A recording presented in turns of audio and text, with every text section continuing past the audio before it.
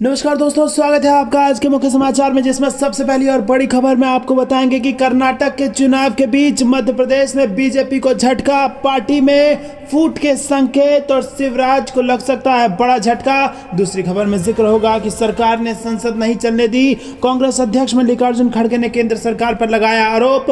तीसरी खबर में आपको बताएंगे कि संजय राउत का महाराष्ट्र सरकार पर हमला, कहा राज्य को अंडरवर्ल्ड की तरह चलाया जा रहा। साथ ही साथ दोस्तों चौथी खबर में आपको बताएंगे कि परम मित्र को बचाने की कवायद में रौंदे सारे संसदीय रिवाज, षड्यंत्र रच के डिस्क्वालीफाई कर दबा दी विपक्ष की आवाज, खड़गे ने बीजेपी को घेरा। और पांचवी खबर में जिक्र होगा कि प्रियंका गांधी की दहाड़, ऐतिहासिक मैदान में महिला सम्मेलन को करेंगे संबोधित। दोस्तों हर एक खबर की गहराई में आपको ले जाएंगे, लेकिन उससे पहले अगर आपको भी ऐसा लगता है कि 2024 में बदल जाएगी सरकार और मजबूत होगा लोकतंत्र, तो वीडियो को लाइक करके कमेंट में लिखिए जय हिंद। और रोज की इस प्रकार की खबरों के लिए चैनल को सब्सक्राइब करना मत भूलिए। रुक करते हैं सबसे पहली और बड़ी खबर की तरफ, जिसमें आपको बता दें कि मध्य प्रदेश में भाजपा के लिए बुरे संकेत आ रहे हैं और यहां पर शिवराज सिंह चौहान की घटती प्रभाव या फिर नाराजगी के कारण उनको साइडलाइन किया जा सकता है।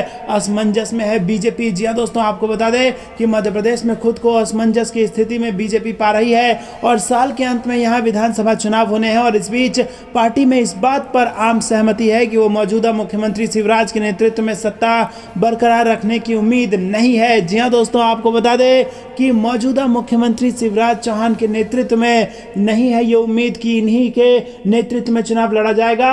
और मध्य प्रदेश में विचित्र स्थिति देखी जा रही है, क्योंकि बीजेपी सत्ता विरोधी लहर से जूझ रही है और जमीनी स्तर पर यह पार्टी के खिलाफ है। और आपको बता दें कि यहाँ पर 16 वर्षों से मध्य प्रदेश में मुख्यमंत्री हैं शिवराज सिंह चौहान, लेकिन अब आपको बता दें कि क्योंकि कोई दूसरा चेहरा नहीं मिल रहा है, इसीलिए वो मुख्यमंत्री बने हुए हैं, ऐसा समझ में आ रहा है। और आपको बता दें कि चुनाव से ठीक पहले अगर यहाँ पर किसी दूसरे नेता का चेहरा सामने किया गया तो कार्यकर्ताओं में जो होगा वो देखने लायक होगा। और यहाँ पर आपको बता दें कि बीजेपी में जबरदस्त उथल पुथल मचने वाली है और अंदर खाने ये खबर आ रही है कि इस वक्त भाजपा असमंजस में है और पता नहीं चल रहा है कि किसके नाम पर 2023 का चुनाव लड़ा जाए। रुक करते हैं अगली ब्रेकिंग न्यूज की तरफ। सरकार ने संसद नहीं चलने दी, कांग्रेस अध्यक्ष मल्लिकार्जुन खड़गे ने केंद्र सरकार पर लगाया आरोप। जी हां दोस्तों, कांग्रेस अध्यक्ष मल्लिकार्जुन खड़गे संसद के सत्र के आखिरी दिन अडानी के मुद्दे पर विपक्षी पार्टियों के साथ तिरंगा मार्च निकालने के बाद प्रेस कॉन्फ्रेंस कर रहे हैं। और इस दौरान उन्होंने कहा कि मोदी सरकार लोकतंत्र के बारे में तो बहुत सारी बातें करती है, लेकिन वो लोकतंत्र को कोई महत्व नहीं देती है। कांग्रेस अध्यक्ष ने कहा कि हम ये जानना चाहते हैं कि कैसे सिर्फ 2.5 साल में अडानी की संपत्ति 12 लाख करोड़ कैसे बनी। उन्होंने कहा कि 50 लाख करोड़ का बजट महज 12 मिनट में कैसे पास किया गया। हमने उनसे ये सवाल हमेशा पूछा, लेकिन जब कभी हम बोलने के लिए उठे हमें नोटिस दे देते थे और उसकी मांग करते थे तो वो हमें बोलने की इजाज़त नहीं देते थे। मुझे राजनीति में काम करते 50-52 साल हो गए, हमने इससे पहले ऐसा वक्त कभी नहीं देखा। दोस्तों रुक करते हैं अगली ब्रेकिंग न्यूज़ की तरफ। संजय राउत ने महाराष्ट्र में दिया बड़ा बयान और सरकार पर बोला हमला। जी हां दोस्तों, आपको बताते हैं कि शिवसेना के राज्यसभा सदस्य संजय राउत ने गुरुवार को महाराष्ट्र सरकार पर हमला बोला और आरोप लगाया कि राज्य को अंडरवर्ल्ड की तरह चलाया जा रहा है। उन्होंने कहा कि जैसा कभी मुंबई में संचालित होता था। पूर्व मुख्यमंत्री उद्धव ठाकरे के प्रमुख सहयोगी राउत ने कहा कि अपराधियों और भ्रष्टाचारियों को संरक्षण दिया जा रहा है और मुख्यमंत्री और उप मुख्यमंत्री अपना अपना गिरोह चला रहे हैं। वहीं दोस्तों राउत ने आरोप लगाया कि ये कोई सरकार नहीं है, राज्य को अंडरवर्ल्ड की तरह चलाया जा रहा है, जैसा कभी ठाणे और मुंबई से संचालित होता था। मुख्यमंत्री और उप मुख्यमंत्री अपने अपने गिरोह चला रहे हैं। बता दें कि उच्चतम न्यायालय ने बृहस्पतिवार को 14 राजनीतिक दलों द्वारा विपक्ष के खिलाफ केंद्रीय एजेंसियों के मनमाने इस्तेमाल का आरोप लगाने संबंधी याचिका पर सुनवाई करने से इनकार कर दिया था। इससे जुड़े सवाल पर राउत ने कहा कि शीर्ष अदालत के आदेश के बाद बीजेपी जिस तरह से जश्न मना रही है वो उनकी खुशी को प्रदर्शित करता है। उन्होंने दावा किया कि ईडी और सीबीआई का राजनीतिक विरोधियों के खिलाफ दुरुपयोग किया जा रहा है। बीजेपी की वॉशिंग मशीन में साफ होने वालों के खिलाफ कोई कार्रवाई क्यों नहीं की जा रही है। वॉशिंग मशीन का संदर्भ अक्सर बीजेपी के विरोधियों द्वारा दिया जाता है, जो दावा करते हैं कि केंद्रीय एजेंसियों की जांच का सामना कर रहे विपक्षी दलों के नेता जब बीजेपी में शामिल हो जाते हैं तो उनके खिलाफ या तो जांच रोक दी जाती है या उन्हें क्लीन चिट दे दी जाती है। रुक करते हैं अगली ब्रेकिंग न्यूज़ की तरफ। परम मित्र को बचाने की कवायद में रौंदे सारे संसदीय रिवाज, षड्यंत्र रच डिस्क्वालीफाई कर दबा दी विपक्ष की आवाज, खड़गे का बयान। जी हां दोस्तों, आपको बता दें कि अडानी मामले को लेकर कांग्रेस मोदी सरकार पर लगातार हमलावर है।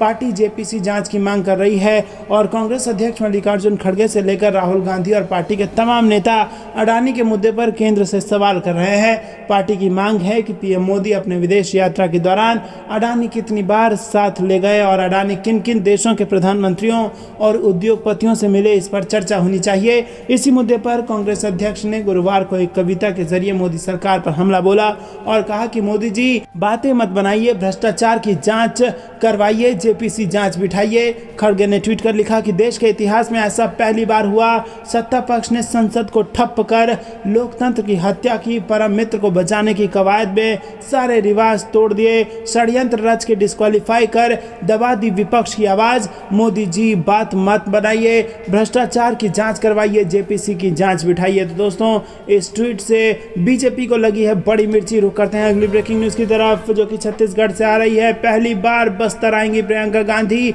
ऐतिहासिक मैदान में महिला सम्मेलन को करेंगी संबोधित। जी हाँ दोस्तों, आपको बता दें कि इंदिरा गांधी, राजीव गांधी, सोनिया गांधी और राहुल गांधी के बाद अब पहली बार कांग्रेस की राष्ट्रीय महासचिव प्रियंका गांधी छत्तीसगढ़ के बस्तर दौरे पर आने वाली है।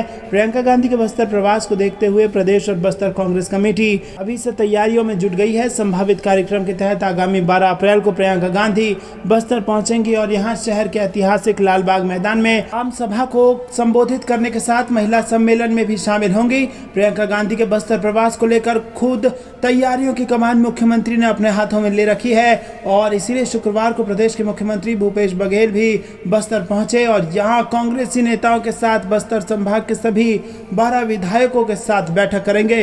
रुक करते हैं अगली ब्रेकिंग न्यूज की तरफ और सताएगी दूध डेयरी प्रोडक्ट्स की महंगाई। आरबीआई गवर्नर बोले दूध के दामों में बनी रहेगी तेजी। जी हां दोस्तों, आपको बता दें कि इस वर्ष गर्मी के मौसम में दूध की कीमतें आपकी जेब पर डाका डाल सकती है। दूध की महंगाई आपके घर का बजट को बिगाड़ सकती है। वित्त 2023-24 के लिए पहली मॉनेटरी पॉलिसी का ऐलान करते हुए आरबीआई गवर्नर शक्तिकांत दास ने कहा कि इस गर्मी के सीजन में दूध के दामों में तेजी बनी रह सकती है। आरबीआई गवर्नर ने पॉलिसी का ऐलान करते हुए महंगाई पर आरबीआई के रुख की जानकारी देते हुए कहा कि डिमांड सप्लाई दिक्कतों के अलावा चारे के दाम में तेज उछाल के चलते इस गर्मी के सीजन में दूध के दामों में तेजी बनी रह सकती है। सांख्यिकी मंत्रालय ने मार्च महीने में खुदरा महंगाई दर के जो आंकड़े जारी किए थे उसमें भी ये स्पष्ट हो रहा था कि दूध की महंगाई महीने दर महीने बढ़ी है और बीते एक साल में दूध के दामों में 20 से 25% से ज्यादा का उछाल देखने को मिला है। रुक करते हैं अगली ब्रेकिंग न्यूज की तरफ। सुप्रीम कोर्ट ने बीजेपी नेता को चेताया, कहा माफी मांगिए। जी हाँ दोस्तों, आपको बता दें कि सुप्रीम कोर्ट ने गुरुवार को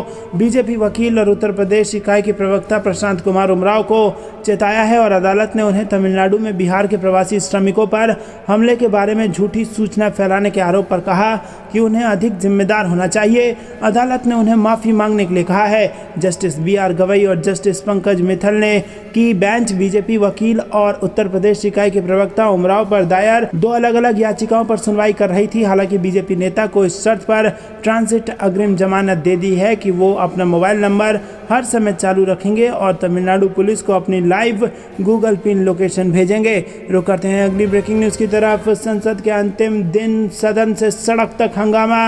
मल्लिकार्जुन खड़गे बोले बीजेपी ने नहीं बोलने दिया। जी हाँ दोस्तों, आपको बता दें कि ये बड़ी खबर आ रही है। सदन ठप पड़ा है और हंगामा चल रहा है। आरोप खुद सरकार पर लग रहे हैं और ऐसा पहली बार है जब ये आरोप लग रहे हैं कि सरकार खुद नहीं चाहती कि सदन चले। और दोस्तों, आरोप लग रहा है कि ऐसा इसीलिए किया जा रहा है क्योंकि अपने परम मित्र को बचाने के प्रयास में है भाजपा। रुक करते हैं अगली ब्रेकिंग न्यूज की तरफ। जेडीयू का भाजपा पर प्रहार, का बिहार विधानसभा अध्यक्ष के खिलाफ अभद्र टिप्पणी कर सारी मर्यादाएं लांघी। जी हाँ दोस्तों, आपको बता दें कि जेडीयू के राष्ट्रीय महासचिव व प्रवक्ता राजीव रंजन ने कहा है कि सदन में विधानसभा अध्यक्ष को बेशर्म कहकर भाजपा विधायकों ने लोकतांत्रिक मर्यादा की सारी सीमाओं को लांघ दिया है। इनकी इस करतूत ने पूरे राज्य को शर्मसार कर दिया है। ये बिहार की राजनीति के लिए काला दिन है और इसके लिए बिहार की जनता इन्हें कभी क्षमा नहीं करेगी। उन्होंने कहा कि भाजपाइयों को ये बताना चाहिए कि क्या प्रधानमंत्री मोदी, अमित शाह और जेपी नड्डा उन्हें इसी तरह के निंदनीय काम करने की ट्रेनिंग देते हैं। उन्होंने कहा कि दरअसल सत्ता से हटाए जाने के बाद इनका मानसिक संतुलन पूरी तरह से हिल गया है और रही सही कसर इनके दंगाइयों को समर्थन देने की बात जगजाहिर होने के बात ने पूरी कर दी है। इस बात से लोगों का ध्यान भटकाने के लिए ये लोग चोरी और सीना जोरी पर उतर आए हैं। बिहार विधानसभा के बजट सत्र का आखिरी दिन भी हंगामेदार रहा। विपक्ष ने राज्य में सांप्रदायिक हिंसा, जहरीली शराब से हुई मौतें, हत्या, अपहरण, दुष्कर्म और लूट आदि घटनाओं पर मुख्यमंत्री से सदन में जवाब देने की मांग को लेकर बुधवार को पहली पाली के दौरान आसन के पास जमकर नारेबाजी की।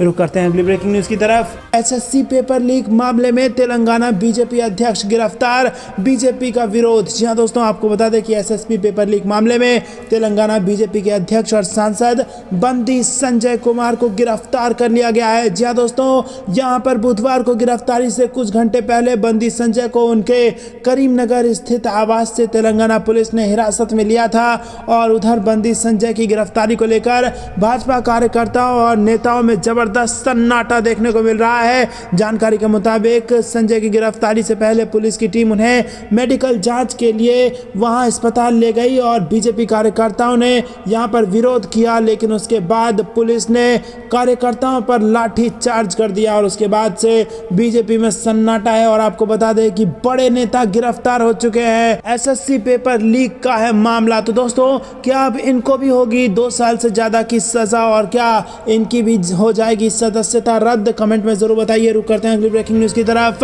राष्ट्रीय सुरक्षा के नाम पर नागरिकों की आवाज दबा रही सरकार, बीजेपी को सुप्रीम कोर्ट से बड़ा झटका। मलयालम न्यूज चैनल बैन पर बोले चीफ जस्टिस ऑफ इंडिया। जी हां दोस्तों, आपको बता दें कि देश की सुप्रीम कोर्ट ने मलयालम न्यूज चैनल पर केंद्र सरकार के लगाए गए बैन को यह कहते हुए हटा दिया कि राष्ट्रीय सुरक्षा का हवाला देकर देश के नागरिकों के अधिकार कुचला नहीं जा सकता। जी हां दोस्तों, सुप्रीम कोर्ट ने यह बेहद बड़ा बयान दिया है। इंडियन एक्सप्रेस के मुताबिक सीजेआई जस्टिस डीवाई चंद्रचूड़ और न्यायमूर्ति हेमा कोहली की पीठ ने केंद्र सरकार के इस तर्क को खारिज कर दिया, जिसमें चैनल को बैन करने के बाद के पीछे राष्ट्रीय सुरक्षा का तर्क दिया गया था। याचिका को सुनते हुए कोर्ट ने कहा कि राष्ट्रीय सुरक्षा के दावे हवा में नहीं किए जा सकते, इसके समर्थन में ठोस सबूत होने चाहिए।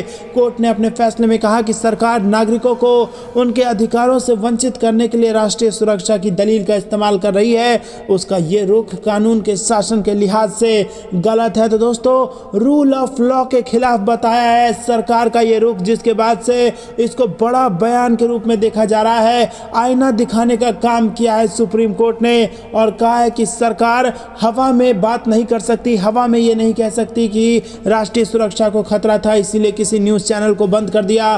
दोस्तों, यहाँ पर हर किसी के अधिकार है और नागरिकों के अधिकार को कुचला नहीं जा सकता। रुक करते हैं अगली ब्रेकिंग न्यूज़ की तरफ। कांग्रेस का बड़ा दावा, बीजेपी डूबता हुआ जहाज। कर्नाटक में विरोधी नेताओं के खिलाफ ईडी और आईटी के इस्तेमाल की तैयारी। जी हां दोस्तों, कांग्रेस ने कर्नाटक में भारतीय जनता पार्टी को डूबता जहाज करार दिया और दावा किया कि अब राज्य के उसके नेताओं, विधायकों एवं उम्मीदवारों के खिलाफ प्रवर्तन निदेशालय एवं आयकर विभाग के इस्तेमाल की तैयारी है, जो केंद्र सरकार का आखिरी हथियार है। पार्टी महासचिव और कर्नाटक प्रभारी रणदीप सुरजेवाला ने यह भी कहा कि कांग्रेस के नेता इतने डरने और झुकने वाले नहीं हैं। दोस्तों, आपको बता दें कि उन्होंने पत्रकारों से बातचीत में कहा कि हमारे पास ये सूचना है कि मोदी सरकार कर्नाटक में बुधवार सुबह से अपने आखिरी हथियार यानी ईडी और आयकर विभाग का इस्तेमाल करने जा रही है। कांग्रेस नेताओं, विधायकों और उम्मीदवारों के खिलाफ आने वाले कई दिनों तक ये कार्रवाई हो सकती है।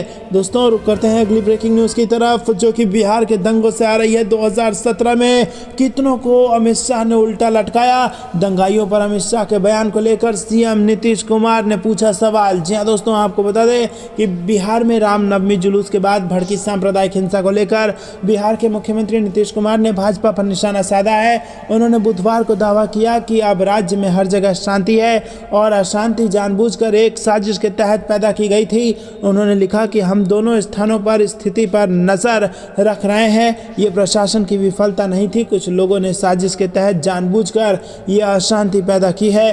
बीजेपी पर निशाना साधते हुए सीएम नीतीश कुमार ने कहा कि कुछ दिनों में सच्चाई सामने आ जाएगी। पूरा देश जानता है कि बीजेपी नफरत और तुष्टीकरण की राजनीति करती है। नीतीश कुमार की ये टिप्पणी पश्चिम बंगाल की मुख्यमंत्री ममता बनर्जी द्वारा दावा किए जाने के एक दिन बाद आई है कि भाजपा उनके राज्य में दंगे कराने के लिए गुंडों को ला रही है। दोस्तों रुक करते हैं अगली ब्रेकिंग न्यूज़ की तरफ। बिहार में हुई हिंसा पर डिप्टी सीएम तेजस्वी यादव बोले, एक्शन जारी है, किसी को बख्शा नहीं जाएगा। जी हाँ दोस्तों, रामनवमी के दौरान बिहार के सासाराम और नालंदा जिले के बिहार शरीफ में हुई हिंसा को लेकर बिहार के डिप्टी सीएम तेजस्वी यादव का बयान सामने आया है। तेजस्वी यादव ने कहा कि सासाराम और बिहार शरीफ में हिंसा करने वालों को चिन्हित कर कार्रवाई की जा रही है। उन्होंने कहा कि बिहार को टारगेट किया जा रहा है और पहले बिहार को तमिलनाडु से लड़ाने का प्रयास किया गया, उसमें असफल होने पर दंगे कराए गए। उप मुख्यमंत्री ने कहा कि हिंसा में शामिल लोगों को बख्शा नहीं जाएगा। तेजस्वी यादव ने गृह मंत्री अमित शाह से सवाल किया कि शाह को बताना चाहिए कि बिहार को विशेष राज्य का दर्जा कब दिया जाएगा। और इसी के साथ उन्होंने कहा कि बिहार में रामनवमी पर शोभा यात्रा निकाली गई, 2 जगह पर हिंसा हुई, सरकार इसे लेकर गंभीर है और दंगा करने वालों को पकड़ा जा रहा है। कुछ लोग गुजरात से आकर यहाँ किस तरह की भाषा का इस्तेमाल कर रहे हैं, उन्हें जहाँ जाना है वहीं दंगा हो रहा है। रुक करते हैं अगली ब्रेकिंग न्यूज़ की तरफ। कांग्रेस के पीएम मोदी को नसीहत, इस नेता से सावधान रहने की दी सलाह, कहा यह आपके लिए भी वफादार नहीं हो सकता। जी हाँ दोस्तों, आपको बता दें कि कांग्रेस पार्टी ने बुधवार को केंद्रीय मंत्री ज्योतिरादित्य सिंधिया के राहुल गांधी को लेकर दिए गए बयान पर पलटवार किया और पार्टी की ओर से जारी बयान में कहा गया है कि प्रधानमंत्री नरेंद्र मोदी को ऐसे व्यक्ति से सावधान रहना चाहिए जो अपनी पूर्व पार्टी के प्रति वफादार नहीं रहा है, वो उनके लिए भी वफादार नहीं रहेगा। ज्योतिरादित्य सिंधिया ने राहुल गांधी और कांग्रेस को लेकर एक बयान देते हुए कहा था कि कांग्रेस की एक देशद्रोही के अलावा कोई विचारधारा नहीं बची है, ये देश के खिलाफ काम करते हैं। इन्होंने कांग्रेस और राहुल गांधी पर न्यायपालिका को दबाव में लाने का आरोप भी लगाया। तो दोस्तों, इसी पर पवन खेड़ा ने पलटवार किया है। ज्योतिरादित्य सिंधिया के बयान पर तीखा पलटवार करते हुए कांग्रेस के मीडिया और प्रचार विभाग के प्रमुख पवन खेड़ा ने कहा कि जब मिस्टर सिंधिया राजनीतिक रूप से रेलेवेंट बने रहने के लिए ये सब करते हैं और इसके कई उदाहरण हैं, जैसे राजनीतिक रूप से प्रासंगिक बने रहने के लिए उन्होंने अपनी पार्टी बदली, उन्होंने अपने दोस्त बदले, अपनी वफादारी बदली और वो हमें राजनीतिक रूप से प्रासंगिक बने रहने का व्याख्या दे रहे हैं। दोस्तों रुक करते हैं अगली ब्रेकिंग न्यूज़ की तरफ। मल्लिकार्जुन खड़गे का बड़ा बयान, कहा बीजेपी सांसद 3 साल की सजा होने पर डिस्क्वालीफाई नहीं तो फिर राहुल गांधी क्यों। जी हाँ दोस्तों, कांग्रेस के अध्यक्ष मल्लिकार्जुन खड़गे ने कहा कि बीजेपी के एक सांसद ने अनुसूचित जाति के डॉक्टर को तमाचा मारा था, तब उसने सांसद के खिलाफ अनुसूचित जाति जनजाति अत्याचार अधिनियम